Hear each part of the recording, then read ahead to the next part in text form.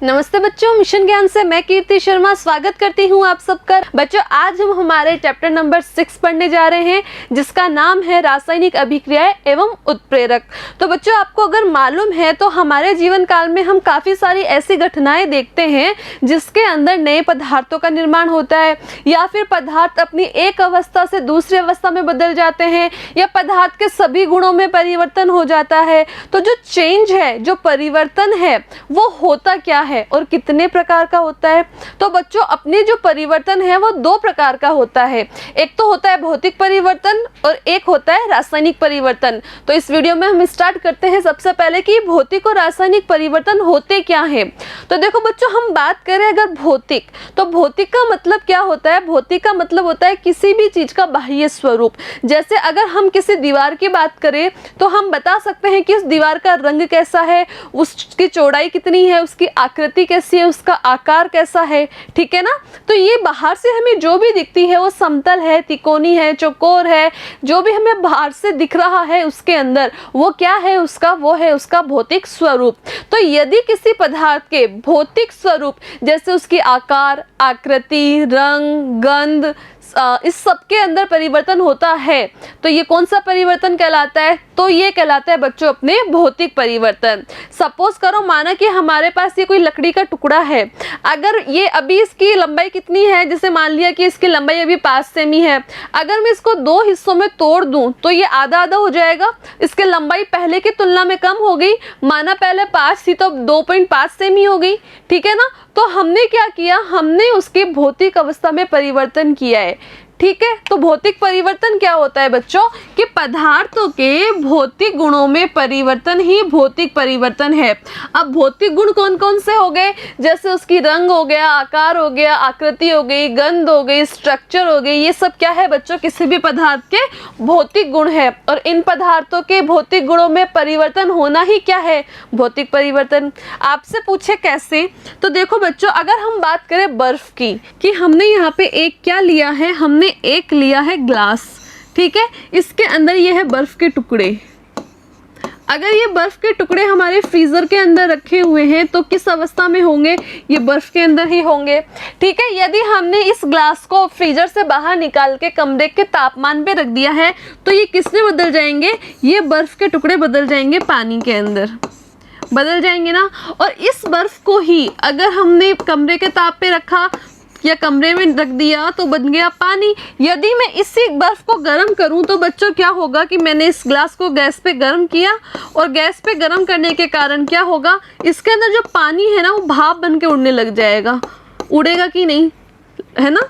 तो यहाँ पे देखो क्या हो रहा है कि यहाँ पे जो बर्फ है उसको पहले तापमान कम मिला हुआ था तो इसलिए ठोस अवस्था में थी। इसको कमरे के तापमान पे रखा गया तो ये द्रव अवस्था में बदल गई।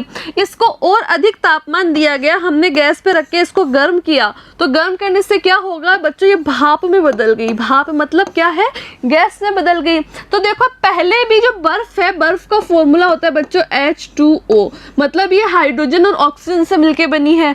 पानी है, पानी का फॉर्मूला भी होता है बच्चों H2O, और जो भाप है उसका फॉर्मूला भी बच्चों क्या होता है? H2O।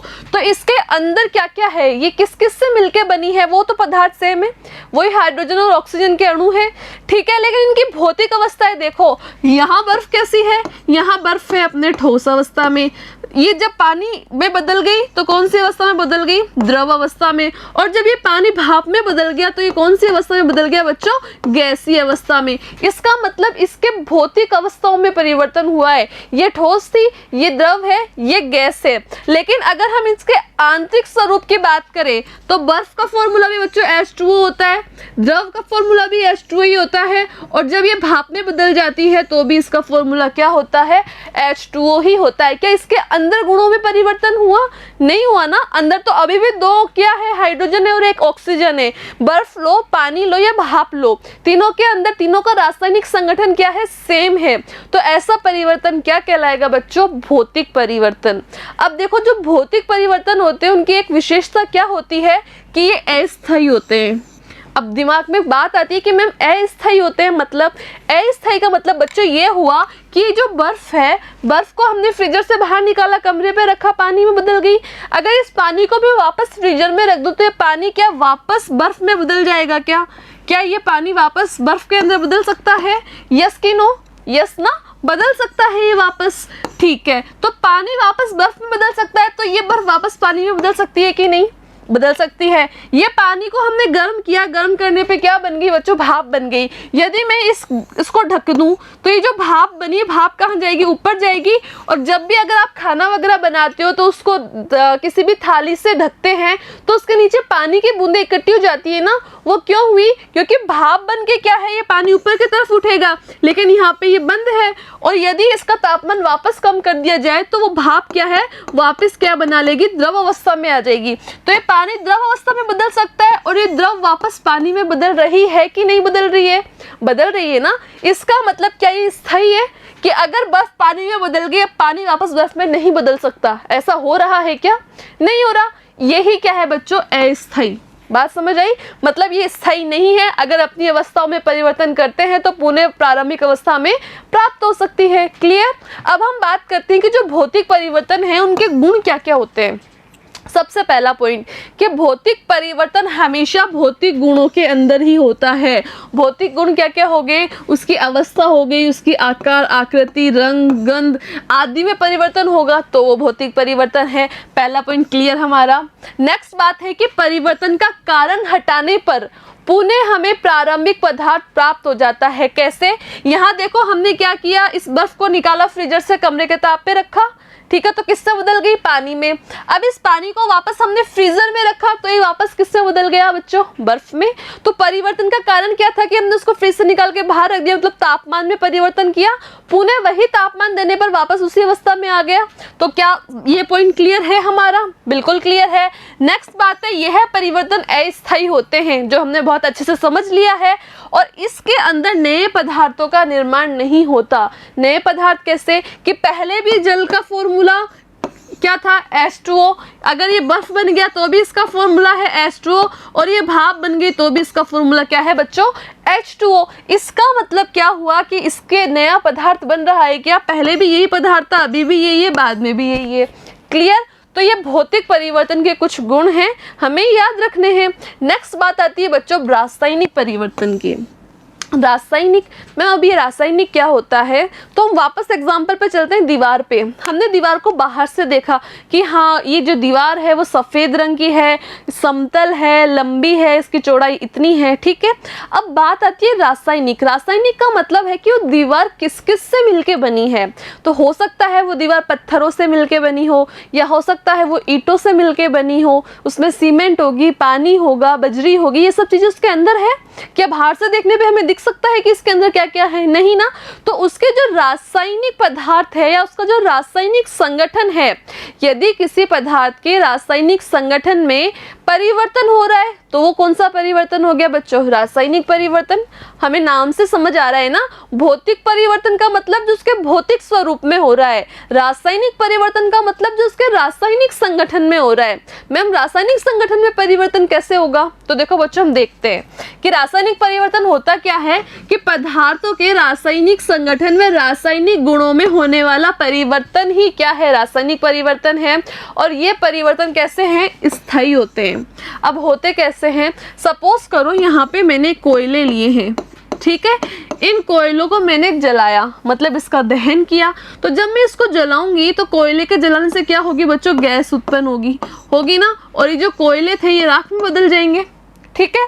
तो ये कोयले थे, ये कोयला किस में बदल गया? हमारा राख में बदल गया, और इससे क्या है? गैस मुक्त हो गई, ठीक है। तो कोयले का हमने दहन किया, दहन करने पे क्या हो गया? हमें गैस मिल रही है।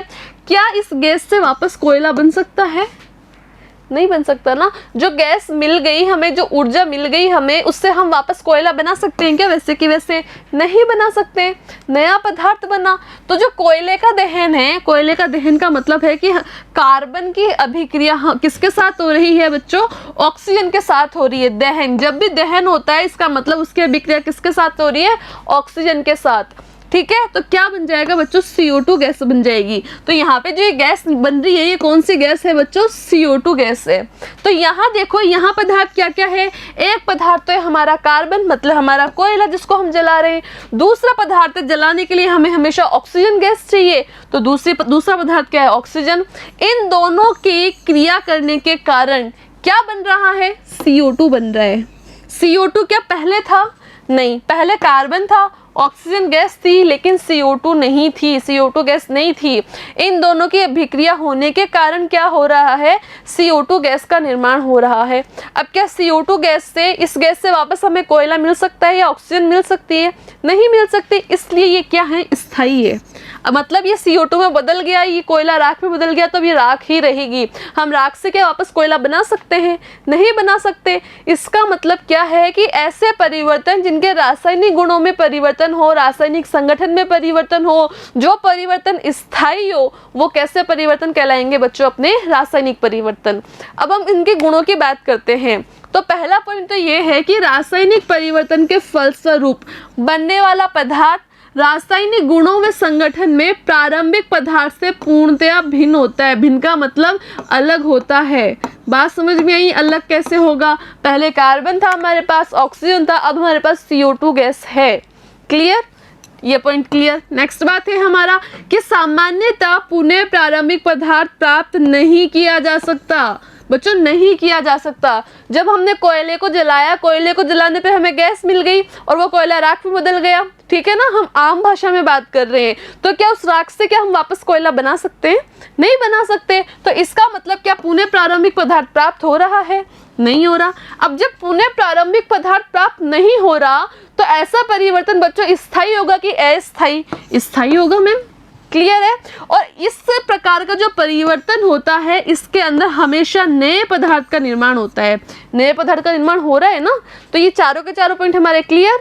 आगे हम बात करते हैं बच्चों कि ये जो परिवर्तन होते हैं, इस रासायनिक परिवर्तन के कारण ही क्या मिलता है, हमें कोई ना कोई रासायनिक अभिक्रिया प्राप्त होती है। अब दिमाग में आएगा कि मैम ये रासायनिक अभिक्रिया और रासायनिक समीकरण क्या है।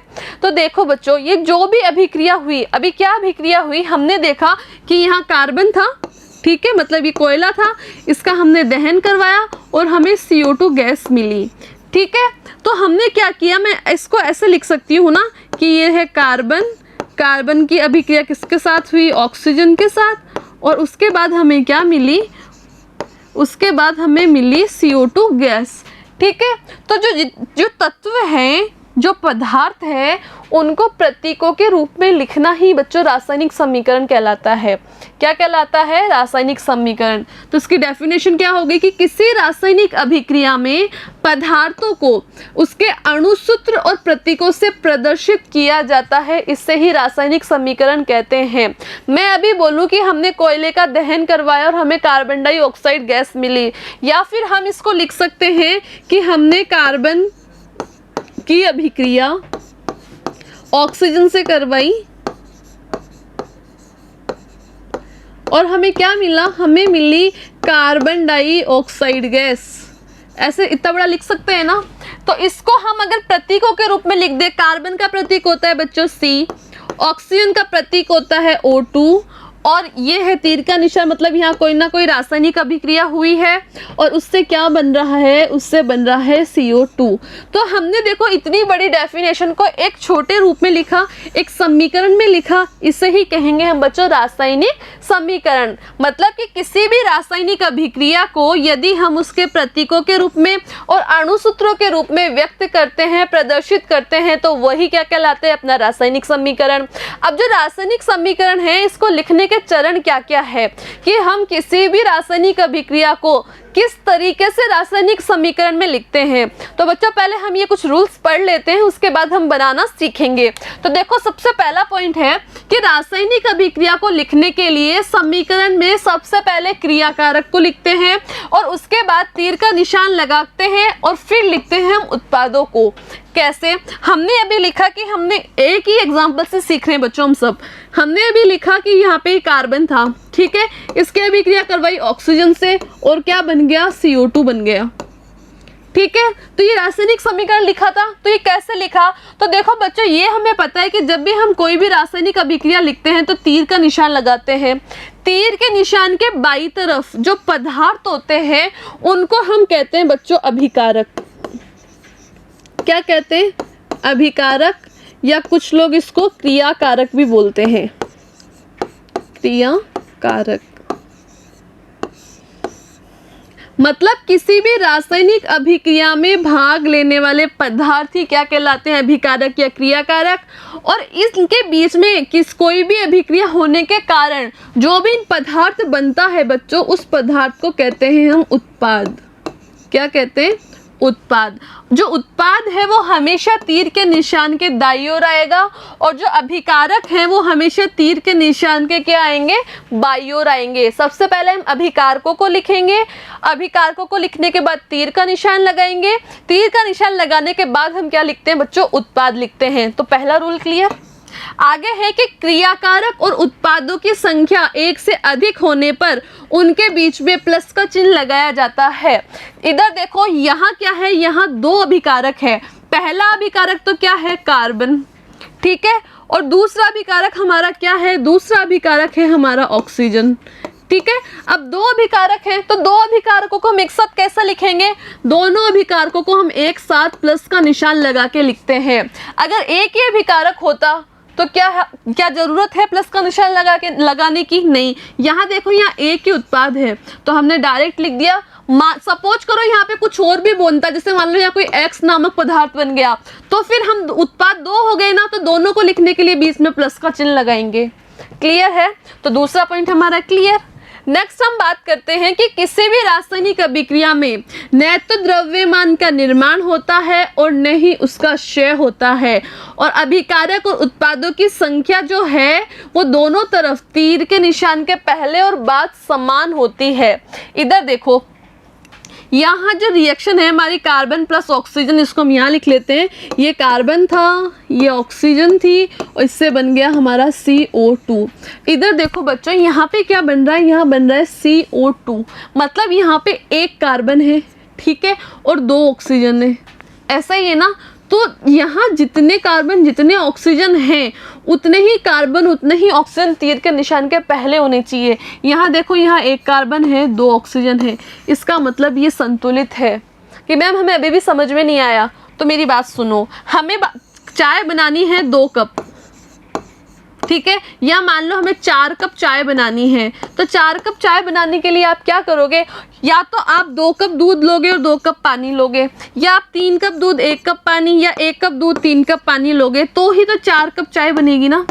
आपको 4 कप चाय बनानी है और आप 10 कप तो दूध ले रहे हो, 5 कप पानी ले रहे हो, तो क्या सिर्फ 4 कप चाय बन जाएगी? या आपको 4 कप चाय बनानी है और आप 1 कप तो क्या ले रहे हो? पानी ले रहे हो, और आधा कप दूध ले रहे हो, तो क्या 4 कप चाय बन जाएगी? नहीं बनेगी ना।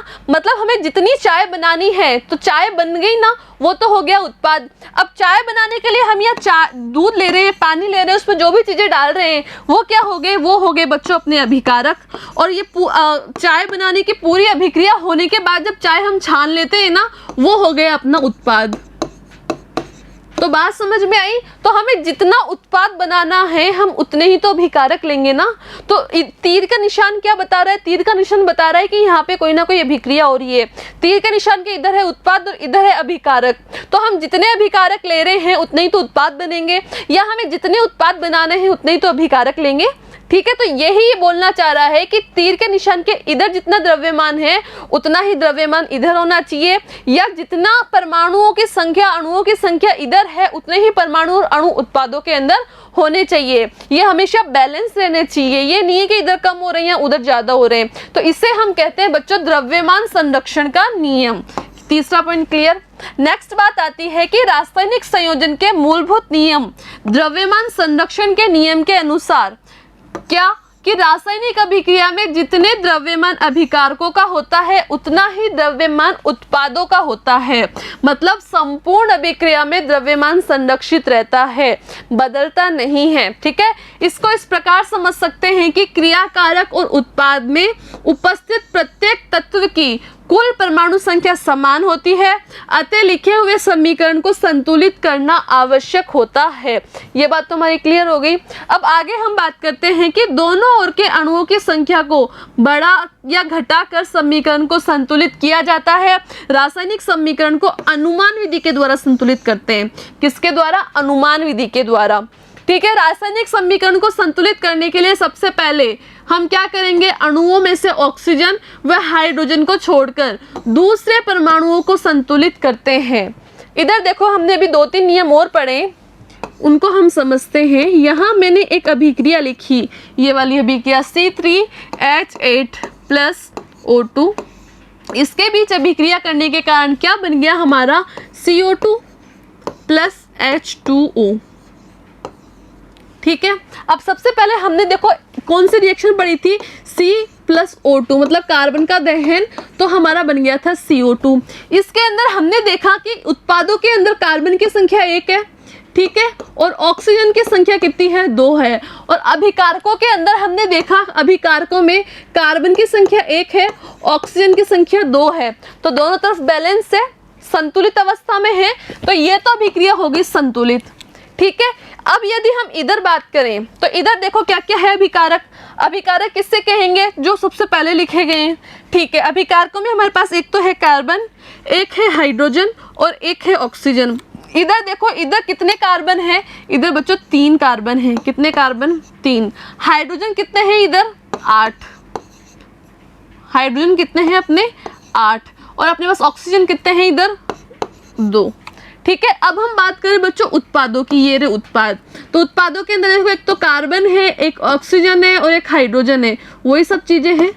ठीक है, तो कार्बन कितने हैं? यहाँ देखो कार्बन ये रहा। कितना कार्बन? यहाँ कुछ भी नहीं लिखा हुआ ना, CO2 यहाँ कुछ भी नहीं है, इसका मतलब यहाँ 1 है, तो कार्बन कितना हो गया? 1। ठीक है, बात करें हम ऑक्सीजन की, तो देखो बच्चों 2 ऑक्सीजन तो ये रही, और यहाँ कुछ नहीं लिख रहा, इसका मतलब 1 है, तो 2 ये रही और 1 ये रही। टोटल उत्पादों में कितनी ऑक्सीजन है? 3 ऑक्सीजन है। हाइड्रोजन कितनी है? यहाँ देखो 2 हाइड्रोजन है। तो अब इधर देखो, इधर कार्बन 3 है, उधर 1 है, इधर हाइड्रोजन 8 है, उधर हाइड्रोजन 2 है, इधर ऑक्सीजन 2 है, उधर ऑक्सीजन 3 है। क्या किया जाए? अब दोनों संतुलित है क्या? हमने तो पढ़ा था कि जितना इधर द्रव्यमान होगा उतना ही द्रव्यमान उधर होगा, लेकिन मैम यहाँ तो दोनों साइड अलग अलग है। अब हम क्या करें? तो अब हम आगे के नियम पढ़ेंगे। देखो आगे हमने क्या पढ़ा कि रासायनिक समीकरण को संतुलित करने के लिए सबसे पहले हम अणुओं में से ऑक्सीजन व हाइड्रोजन को छोड़कर, इन दोनों को छोड़कर दूसरे परमाणुओं को संतुलित करते हैं। ठीक है, तो इधर देखते हैं कि इसके अंदर हाइड्रोजन और ऑक्सीजन को छोड़ दिया। ये लो जी, हाइड्रोजन ये रही, ऑक्सीजन ये रही, और इधर हाइड्रोजन ये रही और ऑक्सीजन ये रही। तो क्या बच गया? इधर बच गया कार्बन और इधर भी बच गया कार्बन। ठीक है, इधर कार्बन कितने हैं? 3 कार्बन है, और उधर कितने कार्बन है? 1 कार्बन है। मतलब इन्होंने 3 कार्बन तो काम में लिए हैं। ठीक है, तो हम 3 को तो 1 नहीं बना सकते ना कि लो मैम मैंने इसको मिटा दिया और यहाँ पे 1 लिख दिया। ऐसा कर सकते हैं क्या? नहीं कर सकते हैं। हम क्या करेंगे? हम सबसे पहले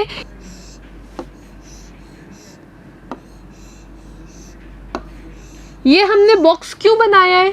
ये बॉक्स बच्चा हमने इसलिए बनाया है कि हम इसके अंदर जाके इसको मिटा के चेंज नहीं कर सकते हैं। बात समझ में आई? जितना यहाँ पे दिया गया है वो तो ऐसे के ऐसे ही रहेंगे। क्लियर है? अब हम क्या करेंगे? हमने बॉक्स तो बना दिया, ये लो यहाँ पे भी बना दिया, इसके अंदर हम नहीं घुस सकते। अब क्या किया जाए? अब इसके बाद देखो रूल क्या कहा है कि ऑक्सीजन और हाइड्रोजन को छोड़ दो और बाकियों को संतुलित करो। तो ऑक्सीजन हाइड्रोजन छोड़ दी। अब इधर देखो 3 कार्बन है और उधर 1 है। अब मैं इसके अंदर तो जा नहीं सकती कि मैं 3 को 1 बना दूं, और ना ही मैं इसके अंदर जा सकती हूँ कि मैं 1 को 3 लिख दूं। तो क्या करेंगे? तो बच्चों हमने जो बॉक्स बनाए हैं ना, हम उस बॉक्स के पहले, जैसे वहाँ लिखा हुआ है CO2, तो इस बॉक्स के पहले हम कुछ ना कुछ ऐसी संख्या लिखेंगे जिसके कारण इधर और उधर दोनों तरफ कार्बन संतुलित हो जाए।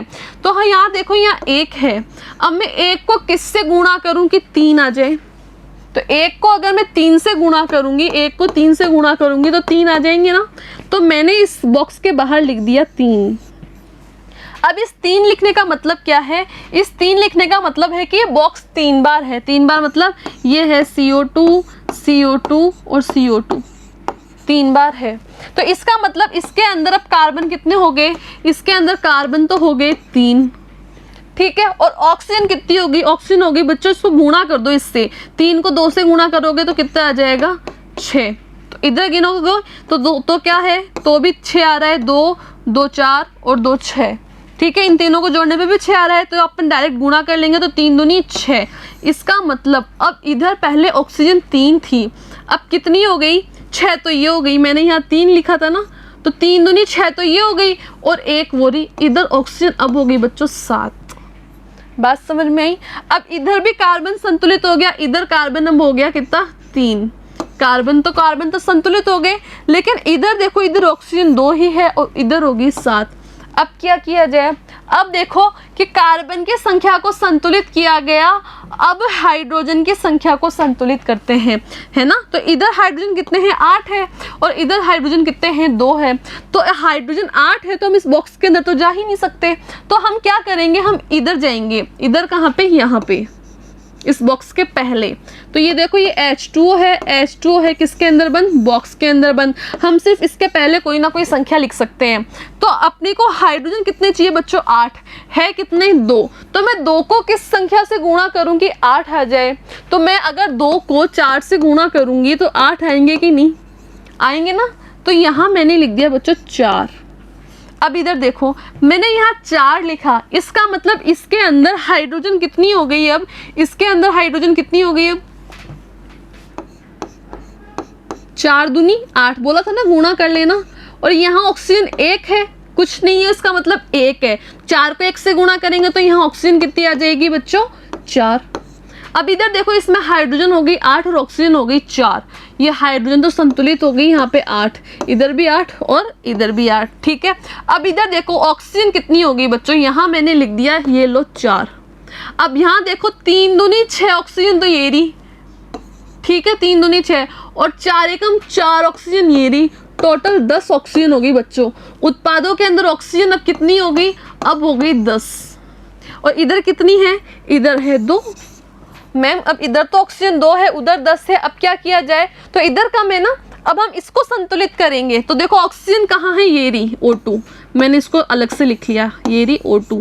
अब सिर्फ हम इसके पहले संख्या लिख सकते हैं, तो यहाँ देखो यहाँ है O2 मतलब ऑक्सीजन है 2, तो मैं 2 को ऐसी कौन सी संख्या है जिससे गुणा करूँ और 10 आ जाए। तो बच्चों यदि मैं 2 को 5 से गुणा करूँगी तो 10 आएंगे कि नहीं आएंगे, आएंगे ना, कि हाँ मैम आएंगे। तो मैंने यहाँ लिख दिया 5, ये लो मैंने यहाँ लिख दिया 5, ठीक है। तो यहाँ कितनी ऑक्सीजन होगी, इधर होगी बच्चों अब ऑक्सीजन अपने 10। तो अब इधर देखो इधर कितने हाइड्रोजन है, अब 8, इधर कितने हाइड्रोजन है 8, संतुलित है।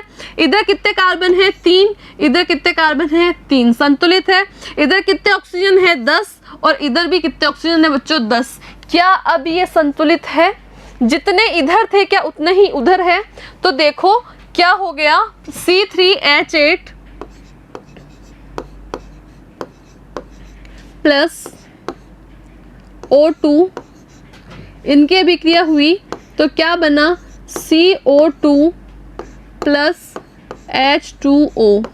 ये संतुलित नहीं था ना, इधर 3 कार्बन है उधर 1 ही है। हमने इसको ये सारी नियम लगा के संतुलित किया, तो अभिक्रिया के अंदर क्या बना, ये बना 5O2 और इधर बना 3CO2 और 4H2O। अब इधर देखोगे तो इधर जितने कार्बन और ऑक्सीजन और हाइड्रोजन इधर है उतने ही उत्पादों में है। अब जाके ये अभिक्रिया संतुलित हुई है। बात समझ आई कि हमें जितना उत्पाद चाहिए, जितना उत्पाद बनाना है उतनी तो अभिकारक लेंगे। मतलब हम द्रव्यमान संरक्षण का नियम अपनाएंगे, तो द्रव्यमान संरक्षण का नियम अपनाएंगे तो हमें ये सारे के सारे नियम लगा के किसी भी रासायनिक अभिक्रिया को संतुलित करना पड़ेगा। क्लियर है। आगे हम बात करते हैं बच्चों,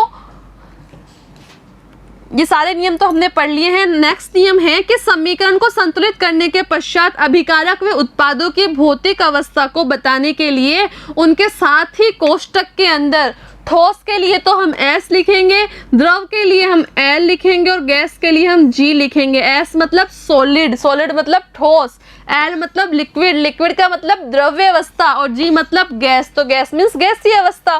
तो इधर देखो हमने एक रिएक्शन लिखी थी, छोटी सी रिएक्शन देख रहे हैं, छोटी सी अभिक्रिया C + O2 = CO2, मतलब हमने कार्बन कोयले का दहन किया था। तो कोयला कैसी अवस्था में होता है, क्या लिक्विड है, क्या कोयला गैस है, नहीं ना, कोयला ठोस है। तो हमने यहाँ लिख दिया ब्रैकेट में पास में S, ठीक है। यहाँ है काम में हमने ली ऑक्सीजन गैस, ऑक्सीजन क्या है, गैसीय अवस्था में है, तो हमने यहाँ लिख दिया बीच में लास्ट में कोष्टक में G। अब आगे है ये इन दोनों की अभिक्रिया से क्या बना, CO2 बना, तो CO2 को हमने ब्रैकेट में क्या लिख दिया बच्चों, G, क्योंकि CO2 भी गैस है। तो इस तरीके से हम क्या लिखेंगे, संतुलित करके लिखेंगे और कोष्टक के अंदर क्या लिखेंगे, अंत में उस पदार्थ की भौतिक अवस्थाएं। क्लियर है। अब जब अभिकारक व उत्पाद ना तो ठोस में हो, ना द्रव में हो और ना ही गैस में हो, वो कैसी अवस्था में हो, वो जलीय अवस्था में हो, तब हम क्या करेंगे, तो तब बच्चों हम कोष्टक के अंदर लिखेंगे AQ। AQ का मतलब होता है बच्चों एक्वा। क्या होता है, एक्वा। तो इधर लिखो हमने ये एक रिएक्शन लिखी है CaO + H2O, इससे बन गया CaOH का होल ट्वाइस। मतलब अगर हम चूना को, जो हमारा आम भाषा में बोलेंगे हमने चूना है, चूने को पानी में मिक्स कर लिया, तो चूना तो क्या है, सॉलिड अवस्था में, ठोस में तो हमने लिख दिया S। पानी क्या है, लिक्विड अवस्था में, तो हमने लिख दिया L। अब जब वो चूने का पानी बन गया दुधिया रंग का, उसको क्या लिखेंगे हम, वो जलीय विलयन हो गया ना चूने का, तो हमने उसको लिखा ब्रैकेट में AQ। मतलब ये कैसी अवस्था में है, ये जलीय विलयन वाली अवस्था में है। क्लियर। आगे है कि अभिक्रिया उत्क्रमणीय हो तो दोनों दिशाओं में होने पर तीर का निशान इस प्रकार लगाते हैं। अब ये उत्क्रमणीय और अनुत्क्रमणीय क्या होती है हम आगे पढ़ेंगे। शॉर्ट में हम समझते हैं उत्क्रमणीय का मतलब कि जैसे कोई पदार्थ है A + B, इससे मिलके तीसरा पदार्थ बना C और C वापस A + B बना ले, मतलब ये अभिक्रिया दोनों तरफ हो रही है, अभिकारक से उत्पाद भी बन रहे हैं और उत्पाद से अभिकारक भी बन रहे हैं, तो ऐसी अभिक्रिया कहलाती है उत्क्रमणीय।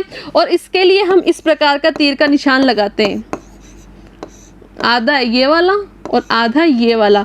इसका मतलब क्या है कि AB मिलकर C बना रहे हैं और C टूटकर AB बना रहा है, तो ये वाला चिन्ह किसका है, उत्क्रमणीय अभिक्रिया का।